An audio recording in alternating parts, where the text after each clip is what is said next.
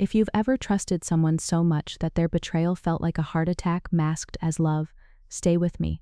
My name is Aria, and for 7 years I built a life around a man who said I was the love of his life.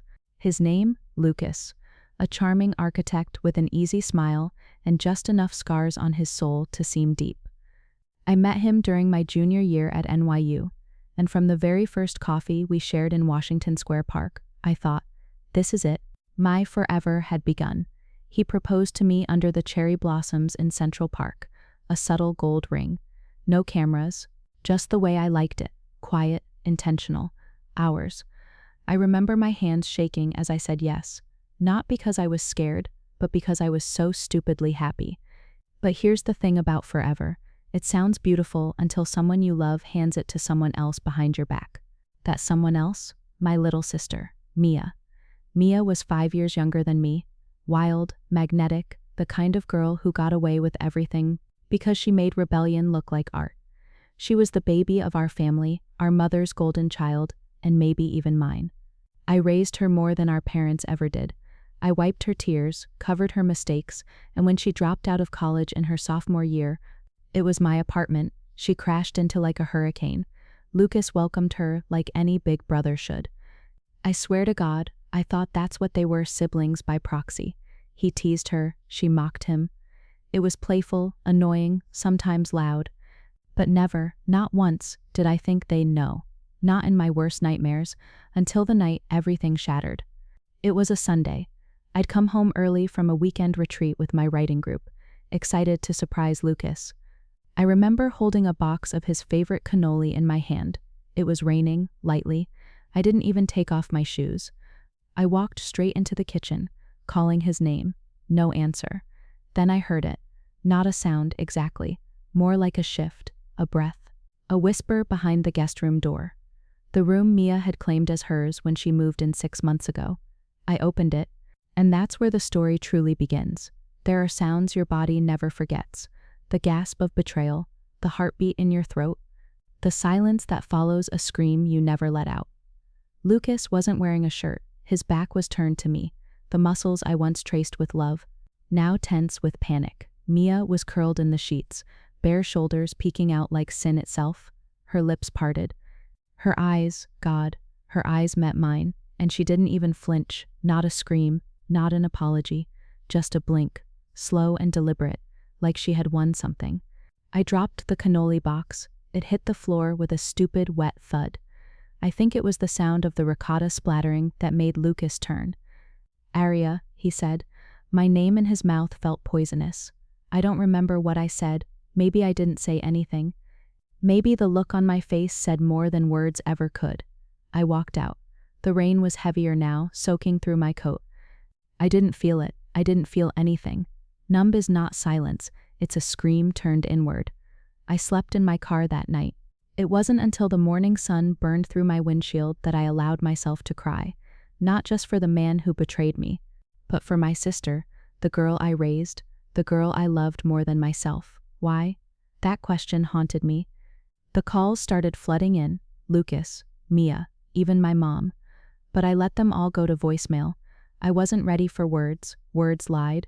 It was Mia's text that finally broke me. We didn't mean for it to happen. It just did. Please don't make this harder than it is. Harder than what, Mia? Than destroying me? I went back to my apartment 2 days later, not because I wanted to, but because everything I owned was still there. They were gone by then, packed up, fled like cowards, or maybe lovers. I didn't care.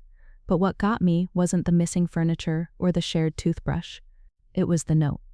One Lucas had left on our kitchen counter, in the handwriting I once adored.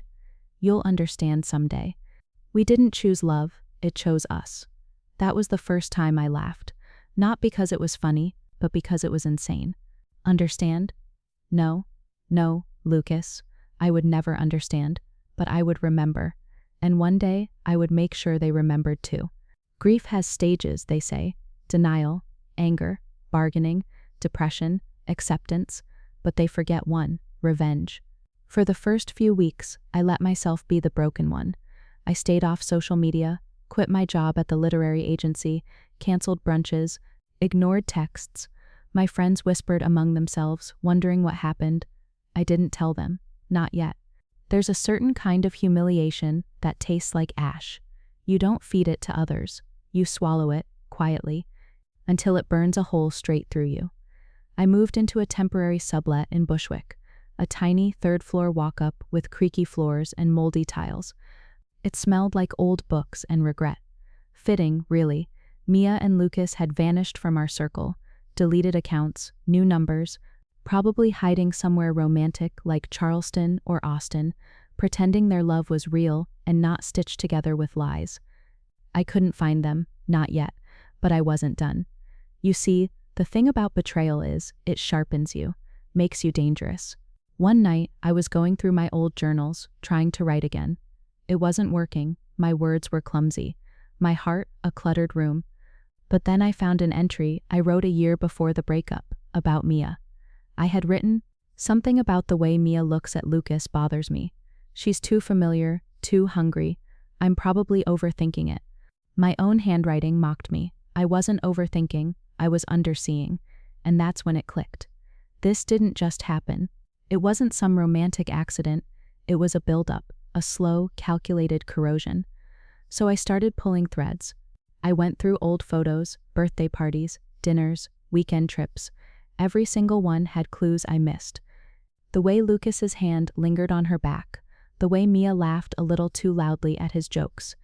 Once, in a video I had filmed at Christmas, Lucas and Mia were sitting too close, knees touching. I zoomed in, froze the frame. Her hand brushed his. His eyes darted toward me, then back to her. Just a flash, but real. I had proof now. Not for the world, for myself. And if I was right about this, what else had I missed? I called one of Lucas's old co-workers from the architecture firm, a guy named Theo, who had always been kind to me. When I asked, did anything ever seem off between Lucas and Mia, he went silent. Then he said, "You mean you didn't know?" "Didn't know what, Theo?" That Mia had been shadowing Lucas during her so-called creative break year? That they had been spotted having lunch alone every other week? That she'd even gone to one of his weekend client retreats in Vermont? He thought I knew. Of course he did. Why wouldn't I? I was the fiancé, right? I hung up, sat in the dark, let the pieces settle. This wasn't a betrayal. This was a campaign, and I'd let them win the first round. But round two? That would be mine. You'd be surprised how many people are willing to talk when they think you're not angry, just heartbroken. That's the trick, isn't it? To wear your grief like a soft coat, something gentle, manageable, not the armor it truly becomes. I started with Mia's college friends, the ones she used to post selfies with, back when her Instagram was all neon lights and rooftop bars. I reached out to a girl named Lacey. We weren't friends, but she'd always been polite to me at family events. I invited her for coffee under the pretense of needing a friend. We met at a cafe in Soho. I wore a smile like a lie and let her speak first. "I always wondered how you'd take it," Lacey said gently, stirring her latte. "I mean, no one expected it to last." I blinked. "Wait, you knew?" She froze. "Too late." "How long?" I asked, keeping my tone calm. Lacey exhaled. "I don't know, Arya. Maybe a year. Mia didn't tell us everything, but we all kind of saw it coming. A year. They were sleeping together while I was planning our wedding. I gripped my cup so tightly the lid popped off. She used to joke about it," Lacey went on. "Said you were always too safe for Lucas, that he needed someone with chaos in her blood." Chaos in her blood. That line stuck with me. It rang too rehearsed to be just a joke. It sounded like something Mia had believed, repeated, maybe even used to justify everything. I ended the meeting early, claiming a headache. But I wasn't sick, I was focused. And I had a new idea.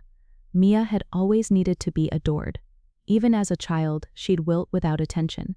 Teachers, friends, boyfriends, me. She had to be the brightest flame in the room. And flames are greedy things. They don't just burn, they consume. Lucas was a prize, yes, but more than that, he was mine. Loving him wasn't enough for her. She had to take him, not for love, for power. And if power was what she wanted, I knew exactly where to start dismantling it. Because Mia's latest obsession, fashion blogging, She'd been growing a tiny following before she vanished. Her new identity, whoever she was now, would still want eyes on her. Mia needed attention, the way most people need oxygen. So I started searching. Instagram, TikTok, Threads, Reddit, burner accounts, fake names, soft launches, and then, there she was. Not Mia Dawson, now she was Mila Ray. New hair, new handle, but the same poses, same hungry smile. She was still with Lucas, though he was never shown fully. Just parts of him, a hand, a shoulder, a reflection in a wineglass, cowardly, calculated. I didn't follow her, I didn't like anything. I just watched. Because predators don't pounce when they're hungry, they wait. It was a video that finally gave me what I needed. Mila Ray, had posted a soft day in the life vlog. It was polished, overexposed, dripping with fake minimalism, the kind where girls make toast with almond butter and call it spiritual. I watched it in silence, not because I cared about her skincare routine, but because I was looking for something, anything real. And then I saw it, a shot of her desk. For a fraction of a second, the camera panned across a stack of unopened mail. One envelope had the return address visible. It was a boutique design studio in Beacon, New York. My breath caught. Beacon, 2 hours north of the city. A place Mia had once mocked for being full of retired artists and boring energy. So what was she doing living there? I paused the video, zoomed in, wrote down the address, then I booked a car. The town was quiet when I arrived. Golden trees lined the streets. It was the kind of place you go to escape scandal or build a new identity. I parked 3 blocks away and walked the rest, my heart thudding like a slow drumbeat. The house was a rental, small, clean, with a porch swing and ivy crawling up the side like a secret. I didn't go up, I didn't knock, I just waited. And then, around 5:30 p.m., the door opened. Lucas stepped out first, looking older, thinner. He was barefoot, carrying a wine glass. Mia followed, barefoot too, laughing like the world had never broken her. And I saw it, just for a moment. Lucas didn't laugh with her. He smiled, but it didn't reach his eyes. He looked tired. That's when I knew. She hadn't won him. She'd taken him. There's a difference. And people who are taken eventually want out. That was my crack. That was where I'd begin. I didn't want to destroy them with fire. I wanted them to burn each other. But for that, I had to step back into their world, quietly, carefully, and I knew exactly who could help me do it. Nate, Lucas's former best friend, and the one man who'd always had reasons to hate Mia more than I did. Calling Nate felt like reopening an old wound, but this time, not mine. He picked up on the 3rd ring, voice stiff, like he wasn't sure if he should hang up or curse me. "Arya, hey," I said softly. "I know it's been a while." A pause. Then, "Yeah, no kidding." Nate and I had never been close, but we'd shared enough birthday parties and barbecues to build a kind of silent respect. He was the one who warned Lucas once, "Don't mess with her heart, man. Arya's not like the others." I overheard it. I never told him I did. Now I needed his warning to come true for someone else. "I need a favor," I said. Another pause. "I'm listening." We met at a bar in the West Village. Neutral territory. Nate looked older too, more jaded than I remembered. He always had that rough, scruffy charm, but now it was laced with bitterness. I guess betrayal ages all of us. I didn't waste time. I found them, I said. His jaw tightened. "Both of them?" I nodded. "They're living in Beacon." She's rebranded herself as some fashion influencer. Lucas looks like a hostage. That made him crack a smile. Barely. "I want to bring them down," I said. "Not with drama, with truth. Slow, clean, devastating." Nate leaned back, arms crossed. "And where do I come in?" "You used to work with Lucas," I said.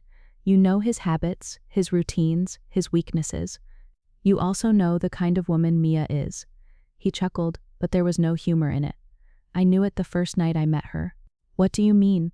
He looked away, jaw clenched. Then he said, "She tried to sleep with me 2 years ago, when you and Lucas were still planning your wedding." My stomach dropped. "She said she was drunk. Said it didn't mean anything," I told Lucas. I blinked. "You told him?" "Yeah." He shrugged it off. "Said it was a misunderstanding." Mia spun some story, said I came on to her. Lucas believed her. I swallowed the lump in my throat. That was the moment, then, the moment she began driving a wedge between them, between all of us. Why didn't you tell me? He shook his head. I didn't want to ruin your engagement if it was just a drunk mistake. But now it wasn't a mistake. It was a pattern. I need you to help me trigger it, I said. Make her unravel. She can't survive being ignored or outshined. If you get close again, pretend to flirt, maybe even suggest you regret pushing her away. She'll bite. He raised an eyebrow. And then, I said, voice low, we film everything. Nate stared at me for a long time. Then he nodded. I'm in. And just like that, the war began. We started small. Nate followed Mia's new account at malare.style from an old profile he hadn't used in years. A few days later, he liked 3 of her posts in a row. Classic bait, she took it. Mia followed him back within the hour. I could almost hear her giddy laughter through the screen. Then came the DM. Is this who I think it is? Kolka for Barry. He waited a day before replying. Guilty. Just stumbled across your page. Didn't expect to see you thriving out here. She answered within minutes. Surprised? You always underestimated me. Oh, Mia. Still predictable. Still starving. I sat next to Nate as they exchanged messages. It was sickening how fast she leaned in, how easily she tried to flirt again. She dropped hints about missing the old crew and how Lucas was so busy lately. Ugh. I watched her test the waters, toe by toe, like she was trying to see just how far she could swim before the guilt caught up. It never did. She asked if Nate wanted to meet for coffee. Strictly catch-up, no drama. She even added a winking emoji, as if we didn't know exactly what she was setting up. Nate agreed, and I began preparing. I rented a small, high-quality mic and a hidden camera disguised in a lapel pin. We rehearsed what he'd say, how he'd bring up the past, how he'd play into her delusions, just enough to make her confess or lean in. I wasn't expecting the full affair to reveal itself on one meeting, but I was expecting her to crack. The day of the meeting, I sat in a car parked across the street from the cafe. My heart was pounding in my ears. I watched them through the cafe window, Mia with her perfect hair and performative smiles, Nate with his calm, calculated charm. 10 minutes in, she touched his hand. 15 minutes in, she laughed too loudly and leaned too close. And 27 minutes in, she said the words I will never forget. I still think you and I would have been better. Lucas is fine, but he doesn't challenge me. I stared at the laptop screen in front of me, the live stream from Nate's camera feeding every word to me in real time. That was all I needed, because when a woman says something like that on record, she's already halfway out the door. Now I just had to open it for her. I spent that night listening to her voice on loop. Lucas is fine, but he doesn't challenge me. Every word, every smug little chuckle twisted in my stomach like glass. But this wasn't just about pain anymore. It was about exposure. Mia had always painted herself as the irresistible victim, too magnetic to be blamed. She thrived in the shadows of plausible deniability, always quick to cry, to spin, to seduce. But now I had her truth, unfiltered, on record, and I was going to use it. I started by creating an anonymous account, just a burner Instagram page, no face, no followers, just a clean canvas. From it, I messaged Lucas. You should know what your girlfriend's been saying behind your back. She never stopped playing games. Here's proof. I attached the audio file, no caption, no threats, just silence. Then I waited. The message was seen 5 minutes later. And then, nothing. Not for hours, but at 2:37 a.m., I got a reply. Who is this? I didn't answer. At 2:41, another message came. Is this real? Tell me who you are. Still nothing, because I didn't need to explain anything. The damage was done. 3 days passed. Mia's posts stopped. No new stories, no new vlogs, no aesthetic coffee shots. She was silent, and then, on the 4th day, I saw it. A new post from her account. But this one was different. No filters, no poses, just a black screen and a caption, taking a break to focus on mental health. Please respect our privacy. I laughed, out loud, in my kitchen, barefoot and free. It had started. Lucas had heard the truth. Maybe confronted her. Maybe walked out. Maybe just looked at her differently. And for someone like Mia, that's enough to make her spiral. But I wasn't finished. Lucas deserved to know the whole truth. So I sent him one more message. Just a photo. The screenshot of her DMs to Nate, complete with the winking emoji. I knew Lucas. I knew how much he hated being lied to. He could tolerate chaos, but not deceit. Not again. This time, I got no reply, just silence. But I didn't need one, because 2 days later, Nate texted me one word. Done. Lucas had left her. And she posted a reel of herself crying in a car, titled, "Sometimes Love Isn't Enough." I almost pitied her, almost, but this wasn't over yet, because betrayal is a two-headed beast, and Lucas, he wasn't just a pawn in Mia's game, he had chosen her. Now it was his turn to feel the weight of what he'd done to me. You'd think watching them fall apart would feel like a victory, but revenge doesn't taste like champagne, it tastes like rust. I watched that crying video Mia posted a dozen times. Not because I felt sorry for her, God, no, but because I needed to memorize it. The mascara streaks, the cracks in her voice, the desperate way she said, "I gave everything to him." I wanted to remember what she looked like at her lowest, because that's where she'd left me. Alone, hollow, ashamed. And Lucas, he still hadn't reached out. Not once, not to explain, not to apologize, nothing. That was his mistake. Because silence can be more violent than words. And I had more than just pain in my hands now. I had proof. Screenshots, recordings, photos, every lie, every betrayal, neatly documented like a case file. So I built something. It took me 2 weeks. An anonymous Medium article, professionally written, emotionally raw, and factual to the bone. I titled it, "When Your Fiancé Leaves You for Your Sister, a Case Study in Gaslighting, Narcissism, and the Performance of Love." I didn't name names, I didn't need to, but anyone who knew us, anyone would know exactly who I was talking about. It went viral in under 48 hours, shared across relationship forums, picked up by microbloggers, even got posted in a few toxic love subreddits. The comments exploded. "The sister deserves to rot. This woman's strength is unreal. I hope he reads this every night before sleeping next to his regrets." I watched it spread like fire. And Lucas, he had to watch too, because one of the commenters tagged his firm. A day later, his firm's Instagram quietly untagged him from every team photo. 2 days later, his bio disappeared from the company's About Us page. 3 days later, Nate texted me again. Lucas got put on probation. PR said, "It's a morality issue." He's furious. Good. Let him boil. Let him realize what betrayal costs when it's committed against someone who refuses to stay broken. But I still wasn't done, because as poetic as the fall had been, I needed something personal. A moment, a face-to-face, a reckoning. So I did what Mia would have never expected. I reached out to her. I texted her from a number she wouldn't recognize. Just 7 words, "Mia, we need to talk. Just us." She replied in minutes. "Aria?" I didn't answer that. Instead, I said, "No cameras, no Lucas, no lies." She paused. I could feel her debating. Then came the answer. "Fine. 1 hour.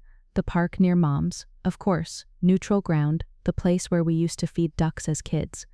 Where she once made me promise we'd never let any guy come between us." I wore black. Not to be dramatic, just clear.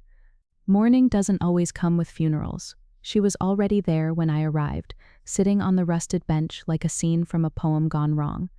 Hoodie pulled over her head, sunglasses hiding half her face, her legs crossed like she still thought she was in control. "Aria," she said when I approached. Her voice trembled. "Good." I sat down beside her. Not close, not sister close. "I guess you're happy now," she muttered. "I'm not here for happy," I said. She scoffed. "What then? To gloat? You got what you wanted. Lucas is gone. Everyone hates me. What more do you need?" I looked at her, really looked. There were bags under her eyes. Her skin was dull. And for once, she wasn't performing. "You still don't get it," I said quietly. "I didn't need to destroy you. You were always doing that on your own." She flinched. You burned everything, I continued. Not just my relationship. You burned me. You made me question who I was, whether I'd failed you, whether loving you too much was the reason you turned into this. Tears welled in her eyes. I didn't mean. You did, I snapped. You meant every stolen moment, every lie. Every second you played me for a fool. And for what? To prove you could take what was mine? She wiped her face with the back of her hand. He said he loved me. And what did you say when he left you? I asked, my voice cold. She didn't answer. You called it love, Mia, I said. But you never wanted love. You wanted to win. She looked down, her hands shook in her lap. Then, almost a whisper, did you ever love me at all, after all this? I turned to her. Of course I did, I said. That's why this hurt so much. And then I stood. Because there was nothing else left to say. Some people want forgiveness like it's a transaction, but some debts don't deserve to be paid. I walked away from that bench without looking back. And for the first time in months, I didn't feel hollow. I didn't feel triumphant either, because revenge doesn't give back what was taken. It just stops the bleeding. But I wasn't finished yet, because Mia wasn't the only one who betrayed me. Lucas had disappeared from the digital world after the article, but I knew where he'd gone. A mutual friend slipped up in a group chat. I think he's staying at his brother's place in Jersey. So I drove there, not to yell, not to cry. I needed closure, and closure is rarely quiet. His brother answered the door, confused, then wary. He's in the basement, he said after a long pause, but I don't think he wants to see you. I smiled politely. That's okay, he doesn't have to talk. He just needs to listen. I found Lucas on a futon surrounded by empty beer bottles and the thick, stale air of regret. He looked up as I entered. His eyes widened. He didn't move. Hi, Lucas, he swallowed. Aria. I closed the door behind me. The silence between us stretched like a wire about to snap. You know, I began. It's funny, you once told me I had a quiet kind of strength. I never knew what that meant until now. He stood, slowly. I didn't know how to tell you, he said. It happened. No, I said. It didn't just happen. You let it happen. Over and over, and every time you lied to my face, you chipped away at me until there was almost nothing left. He opened his mouth, but I cut him off. I loved you, I said, voice firm. Fully, fiercely. I planned a life with you, and you threw it away like it was disposable. He looked like he wanted to apologize, like maybe he had a speech rehearsed. I didn't let him. I'm not here for apologies, I said. I just wanted you to see the face of the woman you tried to ruin. The woman who survived you. His shoulders dropped. Something in him cracked. I lost everything, he said softly. You. My job. My name. I nodded. Good. Now maybe you'll understand what it feels like. I turned to leave. But before I stepped out, I said one last thing. You didn't fall in love with my sister, Lucas. You fell in love with the part of me you couldn't control. And when she mirrored that back to you, you mistook it for chemistry. He stood in silence, and then I walked out of his life. For good. You'd think walking away from both of them would be the end. But endings don't always come where you expect them to. Sometimes they show up in the quiet, in the space that's finally yours again. I moved back into my own apartment, repainted the walls, threw away the coffee mugs we bought on our trip to Portland, donated the throw pillows Mia used to curl up against like she owned my space. It was cleansing, yes, but not enough. So I went deeper. I unfollowed mutual friends, deleted old photos, burned the box of wedding plans I had hidden in my closet like a mausoleum, and then I started to write again. Not stories about broken hearts or revenge fantasies, real stories, mine. It started as a blog, anonymous at first, just a corner of the internet where I could spill the truth. Not about Lucas and Mia specifically, but about love, about betrayal. About how women are so often told to forgive quickly, quietly, to move on without fire, and I refused to. The blog caught on, slowly, then quickly. Women began messaging me, sharing their own stories, some worse than mine, some eerily similar. One woman wrote, "Thank you for reminding me that I don't owe anyone my silence." That's when it hit me. This wasn't just about Mia and Lucas anymore. This was about all the people like them, the ones who betray and walk away like nothing happened, who say things like, "It just happened," or "You're too sensitive." I was done being sensitive. I was ready to be heard. So I partnered with a friend in publishing and turned the blog into a book. It wasn't easy. Reliving the pain on every page felt like peeling back old scars. But when it hit the shelves 6 months later, it was worth it. Because somewhere out there, someone like me picked it up and realized she wasn't crazy, she wasn't weak, she was just lied to. And now she could begin again. The book changed everything. It didn't make me rich, and it didn't make me famous, but it made me seen. For the first time since the betrayal, I didn't feel like a character in someone else's lie. I felt like the author of my own truth.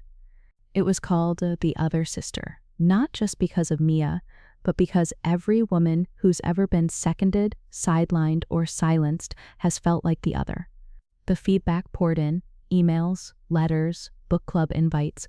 Women cried in my arms at signings, whispering, "This was my story too." And Mia, she didn't post anything for months. Until one day I got an email from her. It was short. "I read your book. I hope it helped you sleep at night." No apology, no acknowledgement of the truth she tried so hard to bury. I didn't reply. I didn't need to. Because my story was on shelves. Hers was buried under shame and deleted captions. As for Lucas, he moved to California last I heard, tried to restart at some boutique firm. But when your name gets dragged through enough anonymous blogs and comment sections, it sticks. No matter how rebranded you get, I didn't keep tabs on them. I didn't need to. Because by now, the world saw them for what they were. But more importantly, I saw me, whole, sharp, undefeated. A year passed. I started teaching a writing workshop for women healing through betrayal. We sat in circles, we cried, we screamed, we wrote. It was therapy without a couch. It was sisterhood without the lies. One evening, a woman in her 60s stayed behind after class. Her eyes were tired but kind. "You know," she said, "they always ask us to forgive. It's such a tidy ending." I nodded. "And," she smiled, "some stories aren't meant to end tidy. Some women aren't meant to forgive. Some are meant to rewrite the whole damn book."